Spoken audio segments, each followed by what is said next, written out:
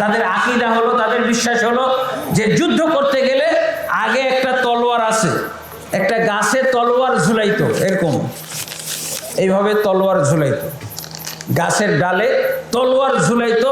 তাদের আকীদা ছিল যে এই গাছটাতে তলোয়ার ঝুলাইলে বিজয় লাভ করা যাবে। রাসূলুল্লাহ সাল্লাল্লাহু আলাইহি ওয়াসাল্লামের সাথে যখন এই নও মুসলিমরা হুনাইনের যুদ্ধে যাচ্ছিল, এই নও মুসলিমগুলো আল্লাহ রাসূল সাল্লাল্লাহু আলাইহি ওয়াসাল্লামকে বললেন, ইয়া রাসূলুল্লাহ ইজআলনা যাতা আনওয়াত কামা লাহুম যাতা আনওয়াত, হে আল্লাহ রাসূল সাল্লাল্লাহু আলাইহি ওয়াসাল্লাম আমাদের জন্য একটা গাছের ব্যবস্থা করেন, আমরা গাছে তলোয়ার ঝুলিয়ে তারপরে হুনাইনের যুদ্ধে নামবো। জাহিলি যুগে আমরা তলোয়ার ঝুলাইতাম, এখন আমরা মুসলমান হয়ে গেছি, এখন তো আমরা এই গাছে তলোয়ার ঝুলাইতে পারি না, আপনি একটা ইসলামী গাছের ব্যবস্থা করেন। ইসলামী গাছের দরকার আছে। আল্লাহ রাসূল সাল্লাল্লাহু আলাইহি ওয়াসাল্লাম বললেন সুবহানাল্লাহ, আল্লাহ পাক পবিত্র এই শিরকি চিন্তা থেকে, এই শিরকি মন মানসিকতা থেকে, এই শিরকি তোমাদের মনোভাব থেকে আল্লাহ পবিত্র। আল্লাহর কাছে কোনো গাছ লাগে না। সেটা উনি চাই যে সময় মতো নামাজ পড়বো, জোহরের নামাজ নির্দিষ্ট টাইমে না, প্রত্যেকটা নামাজের ওয়াক্ত আছে না, কিন্তু ওয়াক্ত মোতাবেক তাকে নামাজ পড়তে দেয় না। তো উনি সব চাকরি ছেড়ে দিয়ে চলে আসছেন, এই আমাদের সাথে সাথে ঘুরেন। আলহামদুলিল্লাহ এখানেই উনি স্বাদ পাইতেছেন, মজা পাইতেছেন। আলহামদুলিল্লাহ, আল্লাহ কবুল করুন তার এই ত্যাগ তিতিক্ষাকে, আল্লাহ কবুল করুন। এবং আলহামদুলিল্লাহ আমাদের সংস্পর্শে, আমাদের সাথে ইহিয়া সুন্নাহ ফাউন্ডেশনের সাথে উনি এখন 2 মাস যাবত চাকরি করতেছেন। আল্লাহ তাবারক ওয়া তাআলা তার চাকরিতে বরকত দান করুন, আল্লাহুম্মা আমিন। ওনার আবেগ থেকে কিছু কথা বলছেন, আল্লাহ তাবারক ওয়া তাআলা আমাকে মাফ করুন। তো ইনশাআল্লাহ আপনারা কিছুক্ষণ বসতে পারবেন তো? আমি কি বিষয়ে বক্তব্য রাখবো বলেন তো?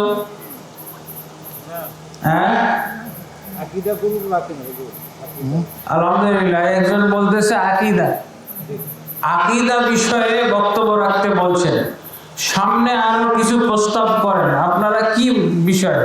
আকীদা, আকীদা শব্দ কি বুঝেন আপনারা? আকীদার ব্যাপারে যে ওয়াজ করতে বললো, তা আকীদা কি বুঝেন? হ্যাঁ, আসলে খুবই গুরুত্বপূর্ণ কথা। যে ব্যক্তি আকীদা সম্পর্কে জানে, আকীদার মূল্য বুঝে, আকীদার ভারত্ব বুঝে, সেই ব্যক্তির মুখ দিয়ে এই কথাটাই বের হবে। দেখেন বাংলাদেশে আপনি হয়তো টঙ্গীর ইজতেমাতে গিয়ে, যেখানে 40-50 লক্ষ লোক হয়, সেখানেও হয়তো এই প্রস্তাবটা শুনবেন না যে 3 দিন আপনারা ওয়াজ করবেন, আকীদার উপরে ওয়াজ করেন। আকীদার উপরে একটা ওয়াজও হয় না, একটা ওয়াজও আকীদার উপরে হয় না। আকীদা ছাড়া ইসলাম হলো মাথা কাটা লাশ। আপনারা একটা লোককে যদি দেখেন, একটা প্রাণীকে দেখেন যে ওর মাথা নাই, তো কি বলবে? মাথা ছাড়া মানুষ, মাথা ছাড়া মানুষ হয়। কি বলবেন? যে একটা লাশ পাওয়া গেছে, তার মাথাটাও নাই, মাথা ছাড়া লাশ, তাই না? ঠিক আকীদা হচ্ছে ইসলামের মাথা। যার আকীদা নাই তার কাছে কেমন ইসলাম আছে? ইসলামই নাই, ইসলামের লাশটা আছে, ইসলামের লাশ। আমাদের তো অবস্থাটা এরকম। আসলে ইসলাম, মুসলমানদের আসল শক্তি হলো ইসলাম, কিন্তু ইসলামের লাশ যদি আমার কাছে থাকে তাহলে কোনো শক্তি আছে? আজকে আমরা কি শুনি, খবরে আমরা কি জানি? আমরা টেলিভিশন খুললে কি খবর শুনি, ইউটিউব ইন্টারনেট খুললে আমরা কি শুনি? মুসলমানদের উপর নির্যাতন চলতেছে, তাই না? গাজা সাফ করে ফেলেছে, গাজা সাফ করে ফেলেছে, মায়ানমার সাফ করে ফেলেছে, মুসলমান নাই। যারা বাঁচতে চায় ওরা বাংলাদেশ পালায় আসছে, আর যারা বাংলাদেশে পালিয়ে আসে নাই তারা সবকে হত্যা করা হয়েছে, সবাইকে লাশ করে দেওয়া হয়েছে, এমনকি পুড়িয়ে ফেলা হয়েছে। মায়ানমার মানে বার্মা, আমাদের পাশের রাষ্ট্র, বৌদ্ধ মুসলমান মেরে সাফ করে ফেলেছে। এর রহস্যটা কি?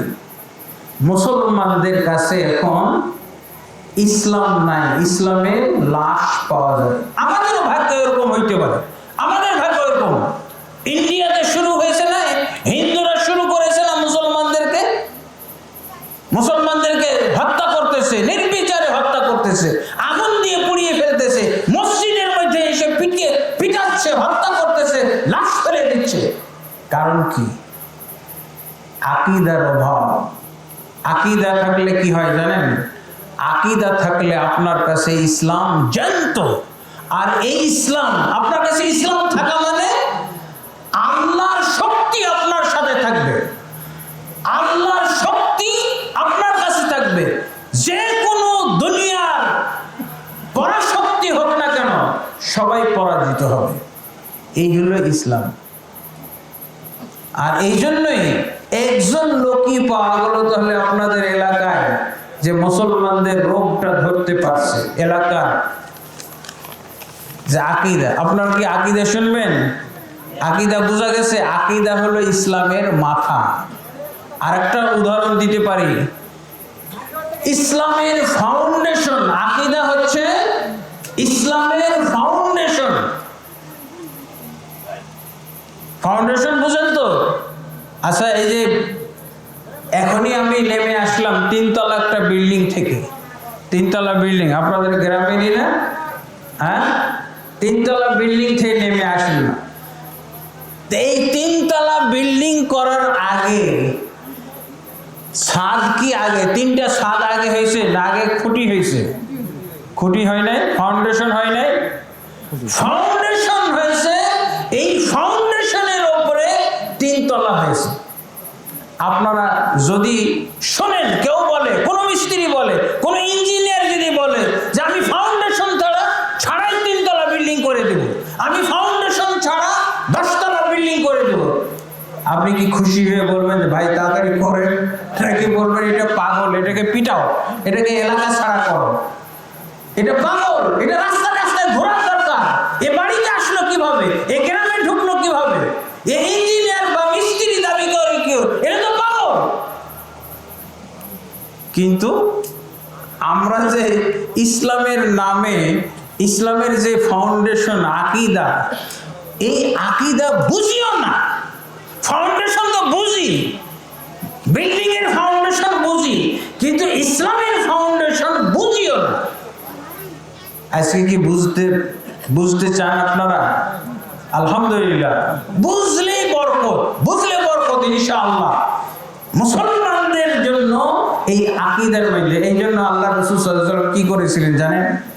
আল্লাহ রাসূল সাল্লাল্লাহু আলাইহি ওয়াসাল্লাম যখন নবী হইলেন, নবী হওয়ার পর তিনি 12 বছর, 12 না, কেউ কেউ বলছে 13 বছর উনি আকীদার দাওয়াত দিয়েছিলেন। আকীদা শব্দের অর্থ কি? আকীদা শব্দের অর্থটা আগে শুনবো তো। আকীদা শব্দের অর্থ হলো অন্তরে ইসলাম, ঈমান, তাওহীদ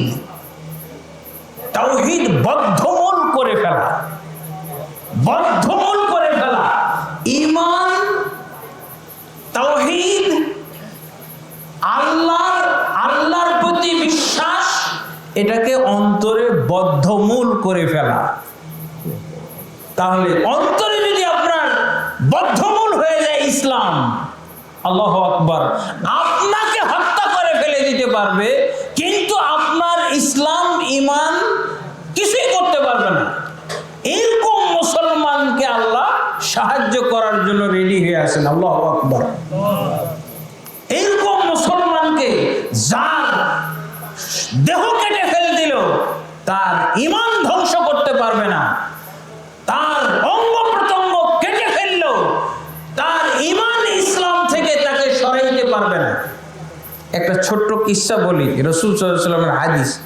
আমরা কিন্তু কিস্সা বললেও হাদিসের কিস্সা বলি, আর আমাদের সমাজে যে সমস্ত ওয়াজ মাহফিল হয় কিস্সা বলে, কিন্তু হাদিস কোরআনের কিস্সা না।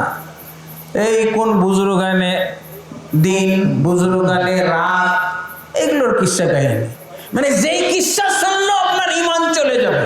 আমাদের এমন কিস্সা শোনা দরকার, এই ওয়াজ মাহফিলে যদি কিস্সা বলি তাহলে এমন কিস্সাই যেন হয় যেই কিস্সাতে আমাদের ঈমান তাজা হয়ে যাবে, ঈমান যেন আমাদের মধ্যে বদ্ধমূল হয়ে যায়, এইরকম কিস্সা শোনা দরকার। কিস্সা দিয়েও যেন আমাদের কি বলে আকীদা বিশুদ্ধ হয়। আকীদা বিশুদ্ধের একটা ঘটনা আপনাদের সামনে বলছি। রাসূলুল্লাহ সাল্লাল্লাহু আলাইহি ওয়াসাল্লাম বলছেন, ওয়াকিদ লাইসি রাদিয়াল্লাহু আনহু থেকে বর্ণিত, তিনি বলছেন, রাসূলুল্লাহ সাল্লাল্লাহু আলাইহি ওয়াসাল্লাম বলছেন যে দুইজন মানুষ একটা মূর্তির পাশ দিয়ে অতিক্রম করতেছিল। মূর্তির পাশ দিয়ে, মূর্তি বুঝেন তো আমরা? আচ্ছা, মূর্তি কি ভালো জিনিস নাকি খারাপ জিনিস না ভালো জিনিস? মূর্তির সম্পর্ক কি ইমানের সাথে না বেঈমান হওয়ার সাথে? মূর্তির সম্পর্ক ইমান নষ্ট করার সাথে, শিরকের সাথে। মূর্তির সম্পর্ক হলো শিরকের সাথে, আর তাওহীদের সম্পর্ক হলো ইমানের সাথে। তো এই দুইজন মূর্তির পাশ দিয়ে অতিক্রম করতেছিল। তো এই মূর্তির যারা খাদেম, মূর্তি ঘরের যারা খিদমতে আছে, এরা এই দুইজনকে আটকাইছে। এই দাঁড়াও, দাঁড়াইছে। বলছে আমাদের এই মূর্তির পাশ দিয়ে, আমাদের এই মূর্তি ঘরের পাশ দিয়ে, আমাদের এই দেবদেবীর পাশ দিয়ে যাওয়ার একটা নিয়ম আছে। এই রাস্তা দিয়ে যারা অতিক্রম করবে তারা এই নিয়ম মেনটেন করতেই হবে। কি নিয়ম? বলছে এই মূর্তিকে কিছু একটা উৎসর্গ করে যেতে হবে। তোমাদের সাথে কি আছে? এই যে মূর্তির পাশ দিয়ে তোমরা যাচ্ছ, এই মূর্তির পাশ দিয়ে যাওয়ার জন্য যে উৎসর্গ দিতে হয়, কুরবানি দিতে হয়, কি আছে তোমাদের কাছে কুরবানি দেওয়া? তো বলছে যে আমাদের কাছে তো কিছুই নাই। এক ব্যক্তি বলছে আমাদের কাছে তো, আমরা তো ওই মূর্তির পাশ দিয়ে রাস্তা যাচ্ছে, এখান দিয়ে গেলে মূর্তিকে কিছু উপঢৌকন দিতে হবে, কিছু প্রসাদ দিতে হবে, কিছু দান করতে হবে, এটা তো আমরা জানতাম না। তো বলছে জানতো না, জানতে না, এখন জানছো, এখন আমরা তোমাদেরকে জানিয়ে দিলাম নিয়মটা, এখন মূর্তিকে কিছু দাও। তো প্রথম ব্যক্তি বলছে যে মা ইনদি মা উকাররিবু বিহি,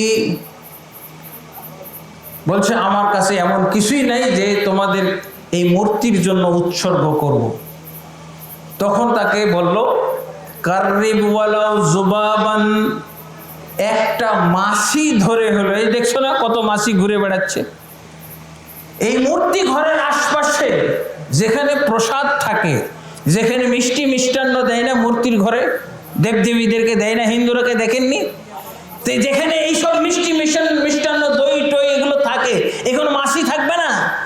তো এই মূর্তির খাদেমরা, এই মূর্তি ঘরের খাদেমরা বলছে একটা মাছি ধরে হলো দেও, কিন্তু আমাদের মূর্তির, আমাদের দেবদেবীর সম্মান করতেই হবে। তখন উনি কি বললেন? এই কথা শুনে তার তাওহীদের জোর চলে আসলো। সে বলছে মা আনা বিমুকাররিবিন লিআহাদিন সিওয়াল্লাহ, এই মূর্তির খাদেমরা তোমরা জেনে নাও, আমি আল্লাহ ছাড়া কাউকেও কোনো কিছু উৎসর্গ করতে রাজি না। আল্লাহ ছাড়া আমি মাছিটাও, আল্লাহ মূর্তির জন্য আমি মাছিও উৎসর্গ করব না। আল্লাহু আকবার। মাছির কোনো দাম আছে? আপনাদের এলাকায় কি মাছি বিক্রি হয়? জিন্দা মাছির দাম কত আর মরা মাছির দাম কত? হ্যাঁ, কোন মাছির দাম বেশি? কোনো দামই নাই, তাই না? অথচ সে বলছে যে একটা মাছি হলেও দিয়ে, তারা বলছে তো একটা মাছি দাও, সস্তা জিনিস। তো বলছে না, আমি একটা মাছিও দেব না। তখন তারা তাকে হত্যা করলো। আল্লাহ রাসূল সাল্লাল্লাহু আলাইহি ওয়াসাল্লাম এই হাদিস, এই ঘটনা বর্ণনা করার সময় একটা শিরোনাম দিয়েছিলেন, কিসসাটার নাম বলেছিলেন কিভাবে? দাখালাল জান্নাতা রাজুলুন ফি যুবাব ওয়া দাখালান নারা ফি রাজুলুন ফি যুবাব। সাহাবীদের নিকটে আল্লাহ রাসূল সাল্লাল্লাহু আলাইহি ওয়াসাল্লাম এরকম চমৎকার একটা শিরোনাম তুলে ধরলেন, একটা ভূমিকা দিলেন সাহাবায়ে কেরাম। ভূমিকাটা কি? যেই সাহাবীরা শোনো, চমৎকার একটা ঘটনা, একটা মারাত্মক ঘটনা তোমাদেরকে শোনাবো। একটা মানুষ মাছির কারণে জাহান্নামে গেছে, একটা মাছির কারণে জান্নাতে গেছে। দুইটা মানুষের ঘটনা তোমাদের কাছে বলবো। সাহাবায়ে কেরাম উৎসুক হয়ে গেছে।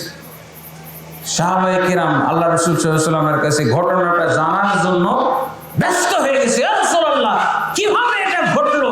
মাছির কারণে জাহান্নামে গেল, মাছির কারণে জান্নাতে গেল, এই ঘটনা আমাদের শুনতে হবে, বলেন। তখন আল্লাহ রাসূল এই ঘটনাটা বললেন। কি? প্রথম ব্যক্তি একটা মাছিও দিল না, বলল যে আমি গায়রুল্লাহকে, আল্লাহ ছাড়া কাউকে একটা মাছিও উৎসর্গ করব না। তখন তারা তাকে হত্যা করলো। আল্লাহ রাসূল সাল্লাল্লাহু আলাইহি ওয়াসাল্লাম বললেন যে হত্যা করার সাথে সাথে, মৃত্যুবরণ করার সাথে সাথে সে জান্নাতে চলে গেল। জান্নাতে যাওয়ার জন্য শর্ত হলো মরা। হয় আপনি মরবেন, না হয় আপনাকে মেরে ফেলা হবে। মরার আগে কেউ জান্নাতে যাবে? হ্যাঁ, মরার আগে জান্নাতে যাওয়ার একটা হাদিস আপনারা শুনেছেন। কেউ যদি ফরজ নামাজের পরে আয়াতুল কুরসি পড়ে, তাহলে ওই ব্যক্তির জান্নাতে যেতে আর কিছুই বাধা থাকে না, শুধুমাত্র মৃত্যু ছাড়া। আল্লাহু আকবার। মরে না বলেই জান্নাতে যাচ্ছে না, মরলেই জান্নাত। এটা কি আমাদের নাগালে নাই? জান্নাতে যাওয়াটা কি আল্লাহ রাসূল আমাদের নাগালে দিয়ে দেননি? আপনাদের এলাকায় কি নামাজ পড়ে? এই যে এটা মসজিদ না, এই মসজিদে আপনার প্রতি 5 ওয়াক্তে আপনার জান্নাতে যাওয়ার ব্যবস্থা রাখা হয়েছে। আল্লাহু আকবার। রাসূলুল্লাহ সাল্লাল্লাহু আলাইহি ওয়াসাল্লাম বলেন, মান ক্বারা আয়াতাল কুরসি দুবুরা কুল্লি সালাতিন লা ইয়ামনাহু আন ইয়াদখুলাল জান্নাতা ইল্লা আন ইয়ামুতা। যে ব্যক্তি ফরজ নামাজের পরে আয়াতুল কুরসি পাঠ করে, ওই ব্যক্তির জান্নাতে যেতে আর কিছুই বাধা থাকে না, একমাত্র তার মরণ ছাড়া। একমাত্র মরণ ছাড়া, মরলেই জান্নাত। আল্লাহ রাসূল সাল্লাল্লাহু আলাইহি ওয়াসাল্লাম এই মাছিওয়ালার ব্যাপারে কি বলছে? মাছি যখন সে মূর্তিকে মাছি উৎসর্গ করলো না, তখন তারা তাকে হত্যা করলো। রাসূলুল্লাহ সাল্লাল্লাহু আলাইহি ওয়াসাল্লাম বলছেন, দাখালাল জান্নাতা। এই লোকটা মাছির কারণে নিহত হলো, শহীদ হলো, এবং শহীদ হওয়ার পরে আল্লাহ তাকে জান্নাত দিয়ে দিয়েছেন। আল্লাহু আকবার। এই যে মাছি দান করলো না, মূর্তির জন্য মাছি দিল না, মাছি না দিয়ে মাছি যে দিল না, এটা কি? মূর্তিকে মাছি দিল না, এইটার নাম আকীদা। এইটার নাম আকীদা। এই লোকটার মধ্যে ঈমান ছিল, ইসলাম ছিল, তাই সে মাছিটাও দিল না। আর যার ঈমান নেই, ইসলাম নেই, এ মাছি কেন? আরো বড় কিছু দিবে। আমরা দেখি নাই? আপনারা কি শুনেছেন? অনেক ইসলামপন্থীকে দেখা গেছে শুধু ভোট নেওয়ার জন্য। ভোট কি জান্নাত নাকি? ভোট নেওয়ার জন্য মূর্তির কাছে গড়াগড়ি করছে। দেখছেন আপনারা ভোটের আগে? ইন্না লিল্লাহি। কেন গড়াগড়ি করছে? ওর আকীদা নাই, আকীদা নাই। এত বড় ইসলামী দল করে, দিন কায়েমের দল করে, ওর আকীদা ওই মাছিওয়ালার মতো আকীদা আছে। ইন্না লিল্লাহি। তাহলে উনি যে বিষয়টা নির্ধারণ করেছে, এটাই হলো আসল বিষয়। আল্লাহু আকবার। আসল বিষয় আকীদা থাকতে হবে। এরপরে রাসূলুল্লাহ সাল্লাল্লাহু আলাইহি ওয়াসাল্লাম বলছেন, এই লোককে হত্যা করা হলো, সে জান্নাতে চলে গেল। আর এক লোক, দ্বিতীয় লোক, 2 বন্ধু যাচ্ছিল না, 2 বন্ধু, দ্বিতীয় বন্ধুকে ধরা হলো। এই তুমি কি করবা? করো। বলছে কি আমারও তো কিছু নাই। ওরও বললো যে তোমারও একই লাইন, এই যে এত মাসি ঘুরে বেড়াচ্ছে, একটা মাসি ধরে দিয়ে দাও, একটা মাসি ধরে আমাদের মূর্তির জন্য উৎসর্গ করো, দান করে দাও, কুরবানি করো, তাহলে মাসিরও কুরবানি হয়। হ্যাঁ, মাসি কুরবানি করে দাও, তোমাকে আমরা রেহাই দিয়ে দেবো। ও তো দেখলো ভয়ের কারণে ভয় পেয়ে গেছে, তারপরে সে কি করছে, একটা মাসি ধরে তাদের মূর্তির কাছে দিয়ে দিচ্ছে। মাসি উড়ে চলে গেছে, কিন্তু ও জানটা বেঁচে গেছে। জানটা বাঁচলো কিসের বিনিময়ে? শিরকের বিনিময়ে জান বাঁচিয়ে নিল। আর তাকে তারা ছেড়ে দিল, রাস্তা ছেড়ে দিল, সে চলে গেল। আল্লাহ রাসূল সাল্লাল্লাহু আলাইহি ওয়াসাল্লাম বললেন, এ বেঁচে গেল না, এ বেঁচে যাওয়া না, এটা এর রেহাই পাওয়া হলো না, সে জাহান্নামে চলে গেল। এই লোক মাসি উৎসর্গ করার মাধ্যমে জাহান্নামে চলে গেল। আমরা তো মনে করলাম বেঁচে গেলাম, কিন্তু রাসূল সাল্লাল্লাহু আলাইহি ওয়াসাল্লাম কি বললেন? দাখালান নার রাজুলুন ফি যুবাব, একজন লোক জাহান্নামে প্রবেশ করেছে মাসির কারণে। আল্লাহু আকবার, আল্লাহু আকবার। এই হলো আকীদা। আলহামদুলিল্লাহ, আপনারা আকীদার ওয়াজ শুনতে চান আরো? রাসূলুল্লাহ সাল্লাল্লাহু আলাইহি ওয়াসাল্লাম যখন হুনাইনের যুদ্ধে যাচ্ছেন, কিসসা, আপনারা কিসসা শুনতে চান? কিসসার মাধ্যমে আকীদার আলোচনা, কিসসার মাধ্যমে আজকে আকীদার আলোচনা হবে। আপনারা সামনে আসেন, পিছন থেকে কিন্তু শয়তানে ধরে নিয়ে যাবে। বোঝা যাচ্ছে তো কিসসাটা? এরপরে শুনেন আর একটা কিসসা।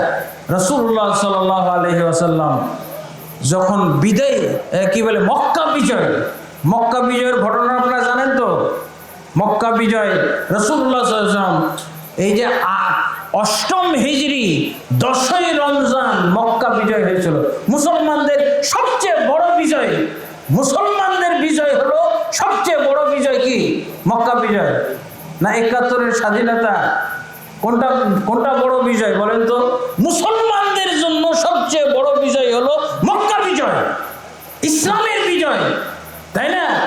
নবী এবং সাহাবীদের বিজয় ছিল কিয়ামত কাল পর্যন্ত। সেই দিন যদি বিজয় না হতো, তাহলে আর আমাদের মুসলমানরা সেদিনই দুনিয়া থেকে শেষ হয়ে যেত। তো রাসূলুল্লাহ সাল্লাল্লাহু আলাইহি ওয়াসাল্লাম মক্কা বিজয় করার পর, মক্কা বিজয়ের সময় ১২,০০০ লোক এসেছিল। এই ১২,০০০ লোককে নিয়ে আল্লাহ রাসূল সাল্লাল্লাহু আলাইহি ওয়াসাল্লাম মক্কায় আক্রমণ করেছিলেন। মক্কাবাসীরা সবাই তারা ভয়ে, আতঙ্কে, জানের ভয়ে তারা কেউ কিন্তু লড়াই করতে আসে না, মোকাবেলা করতে আসে না। রাসূলুল্লাহ সাল্লাল্লাহু আলাইহি ওয়াসাল্লাম হেসে খেলে মক্কা বিজয় করে ফেলেছে। মক্কা বিজয় হয়ে গেল। এবার যারা রাসূলুল্লাহ সাল্লাল্লাহু আলাইহি ওয়াসাল্লামের প্রতি ঈমান আনলো, তারা তো মক্কায় থেকে গেল, তারা নও মুসলিম হয়ে গেল। কিন্তু যারা আল্লাহ রাসূল সাল্লাল্লাহু আলাইহি ওয়াসাল্লামকে সহ্য করতে পারলো না, ঈমান আনা পছন্দ করলো না, আল্লাহকে ভালোবাসতে পারলো না, রাসূলকে ভালোবাসতে পারলো না, আল্লাহ এবং আল্লাহ রাসূলের উপরে ঈমান আনা পছন্দ করলো না, তারা সবাই পালিয়ে গেল। পালিয়ে যে বাইরের মানুষের সাথে আঘাত করলো, বাইরের মানুষ, যে আমরা ভাই মক্কা বিজয়ের সময় লড়াই করার সুযোগ পাইলাম না, মোহাম্মদ তার ১২,০০০ মুমিন বাহিনী নিয়ে অ্যাটাক করেছে, আমরা ভয়ে তাদের সামনে দাঁড়াইতে পারি নাই, আমরা তোমাদেরকে নিয়ে এখন ওই মক্কা বিজয়ের লড়াইটা করতে চাই। তোমরা ওই হাওয়াজিন গোত্র, হুনাইন এলাকার হাওয়াজিন গোত্রর সাথে যুদ্ধ। তখন রাসূলুল্লাহ সাল্লাল্লাহু আলাইহি ওয়াসাল্লাম হাওয়াজিনদের বিরুদ্ধে, হুনাইনের বিরুদ্ধে যুদ্ধ করার জন্য এবার তিনি মক্কার সেই নও মুসলিমদেরকে নিয়ে, মদিনার মুসলিমদেরকে নিয়ে লড়াই করতে, যুদ্ধ করতে বের হলেন। এখানে দেখেন আর একটা আকীদাগত ব্যাপার। আকীদার কারণে আল্লাহ মক্কাতে বিজয় দান করলেন। যেই মক্কা থেকে দেখছেন আকীদার কারণে কিভাবে আল্লাহ শক্তি দান করেন। আচ্ছা, এই মক্কা থেকে রাসূলকে বিতাড়িত করা হয়েছিল না? সাহাবায়ে কেরামকে বিতাড়িত করা হয়েছিল না? বেলাল রাদিয়াল্লাহু আনহুকে মারা হয়েছিল না? সুমাইয়াকে হত্যা করা হয়েছিল না? ইয়াসিরকে হত্যা করা হয়েছিল না? মুসলমানদেরকে তিলে তিলে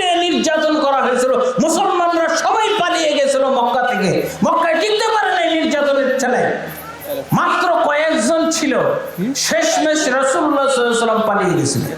রাসূলুল্লাহ সাল্লাল্লাহু আলাইহি ওয়াসাল্লামের পালানোর হিজরতের ঘটনা আপনাদের সবারই জানা আছে। আল্লাহ রাসূল সাল্লাল্লাহু আলাইহি ওয়াসাল্লামের বাড়ি ঘেরাও করা হয়েছিল। বাড়ি ঘেরাও করা হয়েছিল জানেন তো আপনারা, আলহামদুলিল্লাহ। কিন্তু রাসূলুল্লাহ সাল্লাল্লাহু আলাইহি ওয়াসাল্লামের একজন সাহাবীও ঈমান বিসর্জন দেয় নাই। বেলালকে এত পিটানো হয়েছে, কিন্তু বেলালের মুখ দিয়ে এগুলো বের হয় না। কি বের হইতো? আহা। বেলাল রাদিয়াল্লাহু আনহু পিটতো, মারতো। এই মায়ের খাইলে এরকম 10 জন বেলাল, আমাদের যুগের 10 জন বেলাল মারা যেত। কিন্তু আল্লাহ তাদেরকে কই মাসের প্রাণ দিয়েছিলেন, ঈমানের শক্তি তাদের মধ্যে ছিল, যার জন্য এত মায়ের খেয়ে, এত আযাব, এত শাস্তি ভোগ করেও বেলাল রাদিয়াল্লাহু আনহু বেঁচে গেছিলেন। আর বেলাল রাদিয়াল্লাহু আনহুকে এত পিটানো হইতো, আর পিটানোর সময় ওরে বাপরে মারে, এগুলো কিছুই শব্দ করতেন না। কি শব্দ করতেন? আহার আহার। ইতিহাস দেখেন আপনারা। এমনকি এই মক্কা বিজয়ের ঘটনা, মক্কার মুসলমানদের ঘটনা, প্রাথমিক যুগের মুসলমানদের ঘটনার উপরে কিন্তু মুভিও তৈরি করা হয়েছে। আপনার মুভিগুলো দেখলে বুঝতে পারবেন, ঠিক সত্য ঘটনা অবলম্বনে মুভি তৈরি করা হয়েছে। সুমাইয়াকে হত্যা করে ফেলা হলো, কিন্তু ওদের মুখ থেকে ওরা একটা বাঁশিও দেয় নাই। দেবদেবীকে, এই 360টি মূর্তিকে একটা মাসি পর্যন্ত তারা উৎসর্গ করে নাই। হযরত খাব্বাব বিন ওরাতকে মাছ ভাজা করে তাওয়াতে তেল দিয়ে ভাজা হয়েছিল, তারপর হযরত খাব্বাব রাদিয়াল্লাহু আনহু একটু ঈমান বিসর্জন দেননি সেই আহাদের উপরে। কুল হুয়াল্লাহু আহাদ, আল্লাহুস সামাদ, এই তাওহীদের উপরে, এই আকীদার উপরে। আল্লাহ এক, আল্লাহর কোনো শরীক নেই, আল্লাহর কোনো সমকক্ষ নেই। এই কথাগুলোর নামই হলো আকীদা। এগুলো অন্তরে রাখতে হবে। কোনোভাবে এগুলো বিসর্জন দেওয়া যাবে না, কোনোভাবে এগুলো থেকে বিরত থাকা যাবে না, এগুলো ছাড়া যাবে না, এগুলো থেকে মুক্ত হওয়া যাবে না। দেখেন, এই আকীদা বিশুদ্ধ থাকার কারণে পালিয়ে গেল, মক্কা শূন্য হয়ে গেল, মক্কাতে আর কোনো মুসলমান ছিল না। শেষ মুহাম্মদ সাল্লাল্লাহু আলাইহি ওয়াসাল্লামের বাড়ি ঘেরাও করা হয়েছিল, কিন্তু আল্লাহ রসুলকে বাঁচানোর জন্য কেউ আসেনি। আল্লাহ রসুল সাল্লাল্লাহু আলাইহি ওয়াসাল্লামের যখন বাড়ি ঘেরাও করা হয়, তখন আপনার কোনো ইতিহাসে পাইছেন যে মুহাম্মদ সাল্লাল্লাহু আলাইহি ওয়াসাল্লামকে বাঁচানোর জন্য কেউ আসছিল? নাই কেউ। সবাই পালিয়ে গেছে, ঈমান রক্ষার জন্য পালিয়ে গেছে, আকীদা রক্ষার জন্য পালিয়ে গেছে, তাওহীদ রক্ষার জন্য পালিয়ে গেছে। একটু আল্লাহ রাসূল সাল্লাল্লাহু আলাইহি ওয়াসাল্লাম তাদেরকে বলেন নাই যে দেখো তোমরা নির্যাতন সহ্য করতে পারছো না, তো তাদেরকে বলে দাও যে আমরাও মূর্তি পূজা করব। মূর্তি পূজা করার কথা স্বীকার করেছিল? করে নাই। আল্লাহ তাদের এই আকীদার কারণে এমন বরকত দিলেন যে আল্লাহ রাসূল সাল্লাল্লাহু আলাইহি ওয়াসাল্লাম নবুয়তের 13তম বছরে মক্কা থেকে তিনি পালিয়ে গেলেন, হিজরত করে চলে গেলেন। 8 বছর পর মক্কা দখল করলেন। 8 বছর কিসের বলে জানেন? আকীদা। এই সাহাবায়ে কেরামকে আল্লাহ ঘোষণা দিয়ে জানিয়ে দিলেন, ওয়ালা তাহিনু ওয়ালা তাহজানু ওয়া আনতুমুল আ'লাউনা ইন কুনতুম মুমিনিন।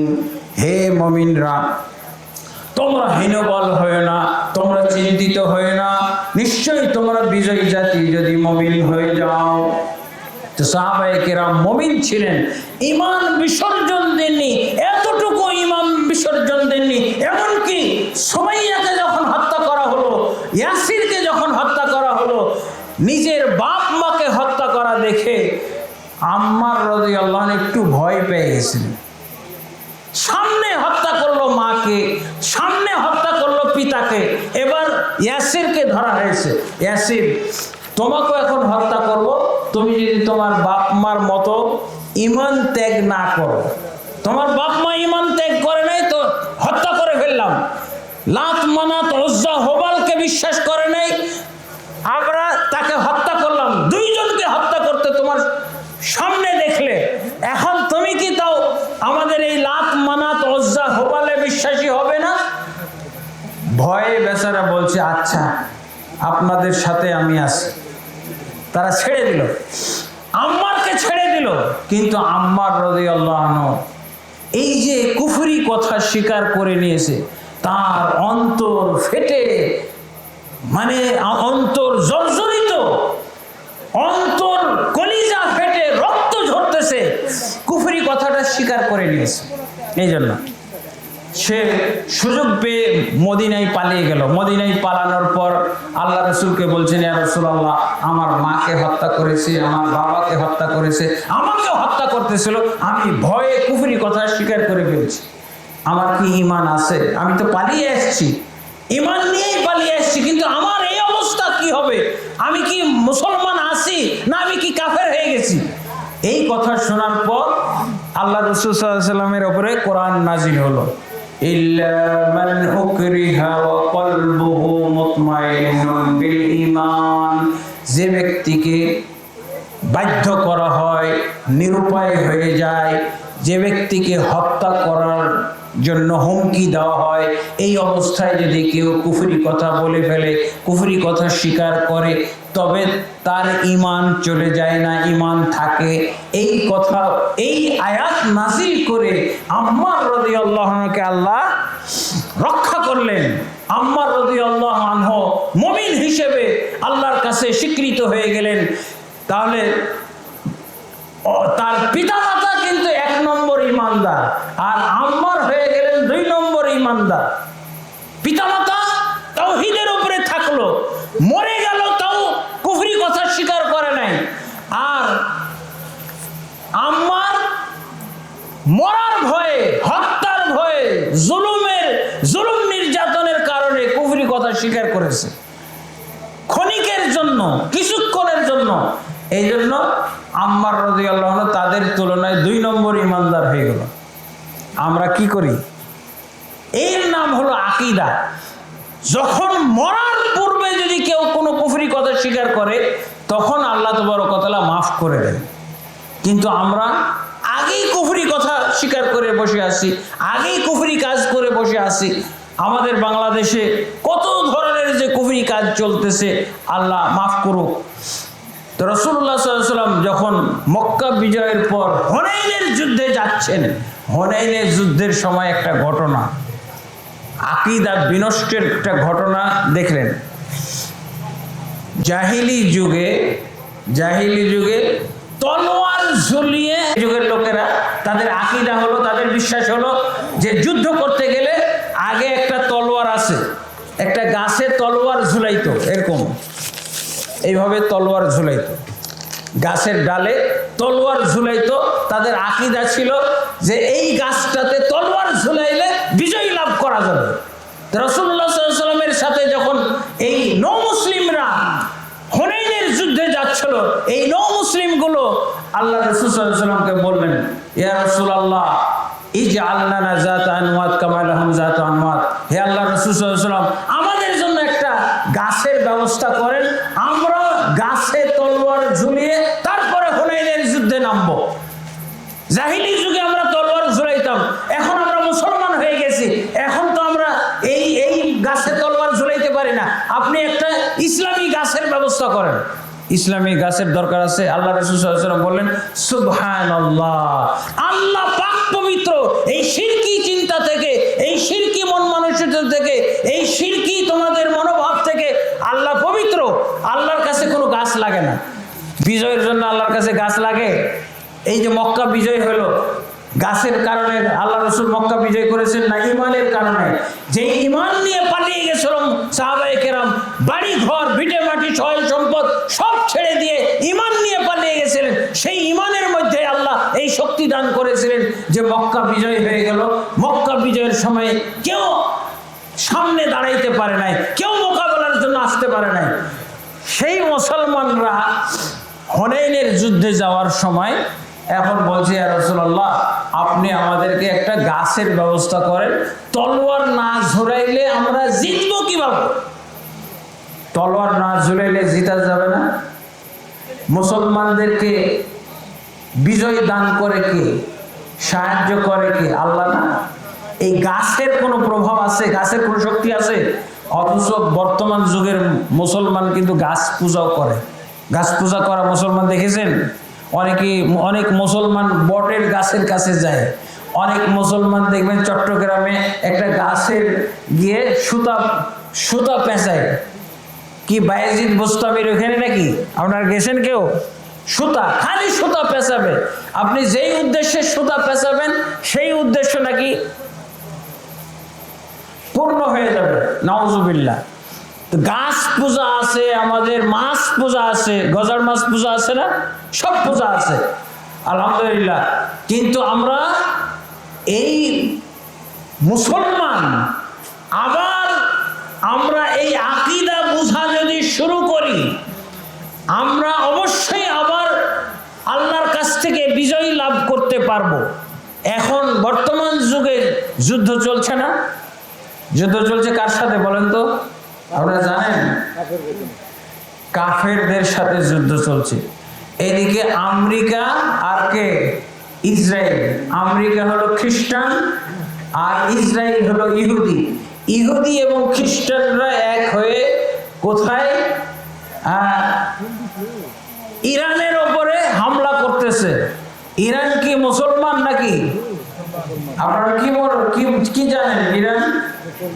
ইরান হলো মুসলমান, আর ইসরায়েল আর ট্রাম্প বা আমেরিকা হলো খ্রিস্টান কাফের, আর ইরান হলো মুসলমান।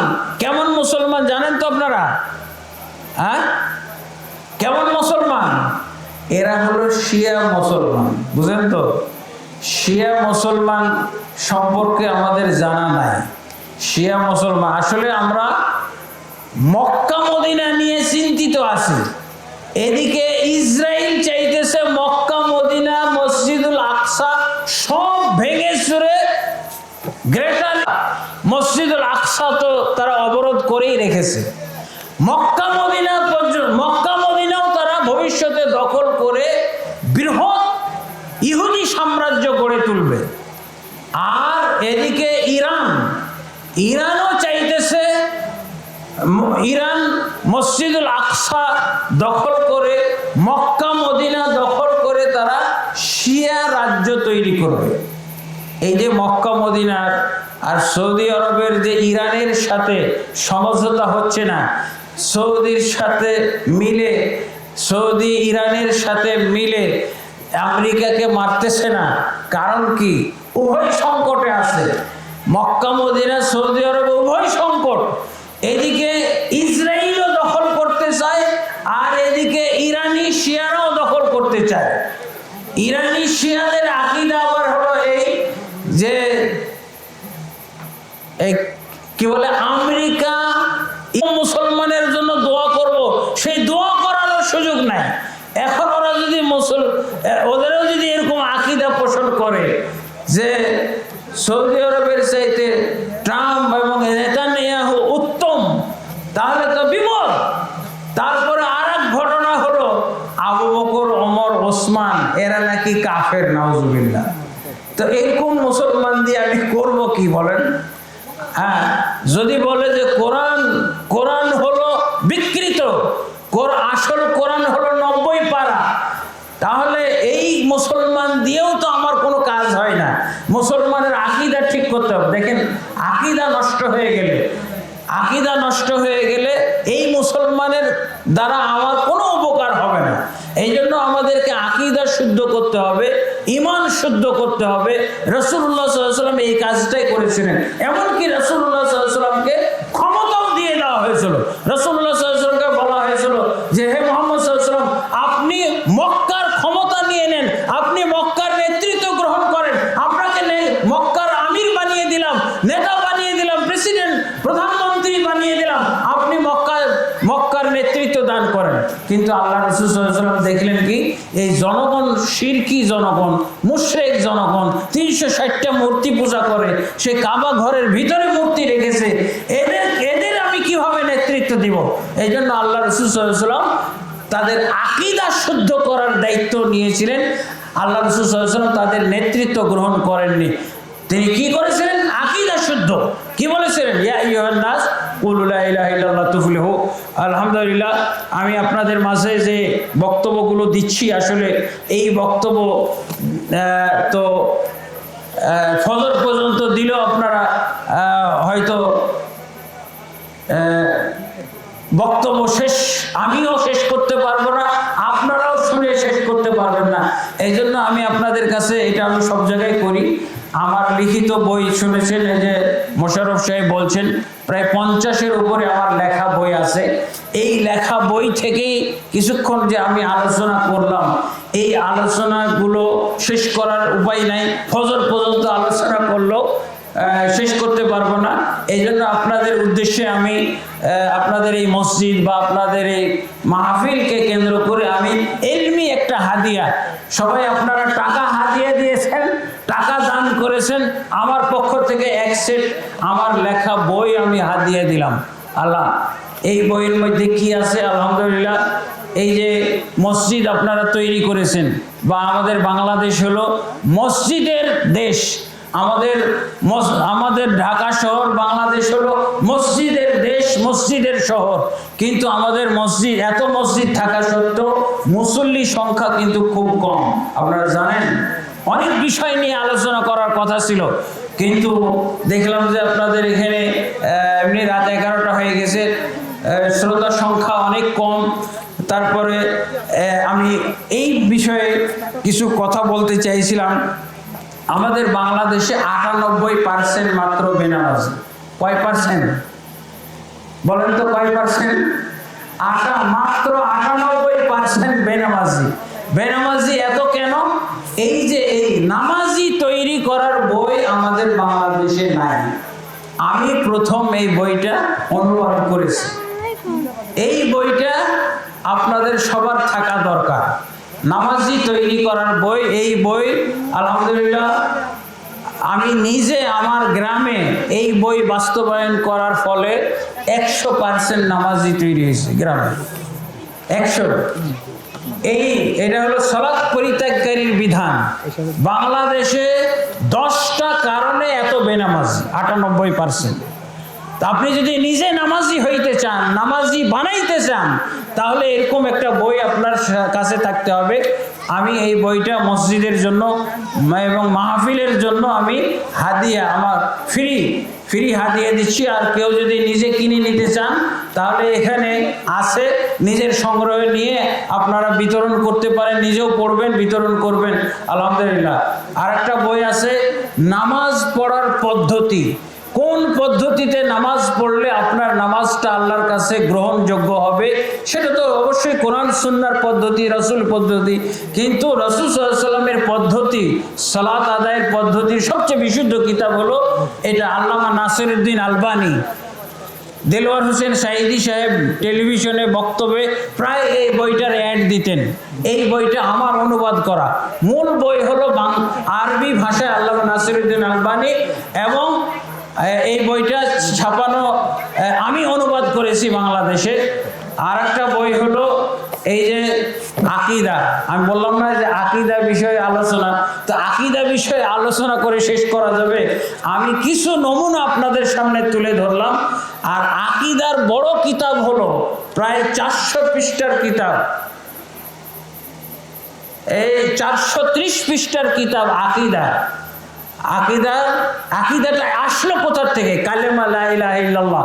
এই কালেমা লা ইলাহা ইল্লাল্লাহর ব্যাখ্যার মাধ্যমে আমি পুরা ইসলামী আকীদা, যেটাকে ইসলামের ফাউন্ডেশন বলা হয় বা ইসলামের মাথা বলা হয়, সেই জিনিসটা আমি ব্যাখ্যা করে তুলে ধরেছি। এই বইটার নাম হলো কালেমার মর্মকথা। আমাদের সবার বাড়িতে, সবার কাছে থাকা দরকার। আমরা 2 বেলা খানা না খেয়ে হলো এই কিতাবগুলো আমাদের সংগ্রহে থাকা দরকার। আলহামদুলিল্লাহ। আরেকটা বই হলো আমাদের বাংলাদেশে এই যে 2005-06 দিকে যারা সহি আকীদার মুসলমান, যারা আহলে হাদিস, তাদের উপরে কিন্তু একটা ভয়ঙ্কর ঘটনা ঘটে গেছে।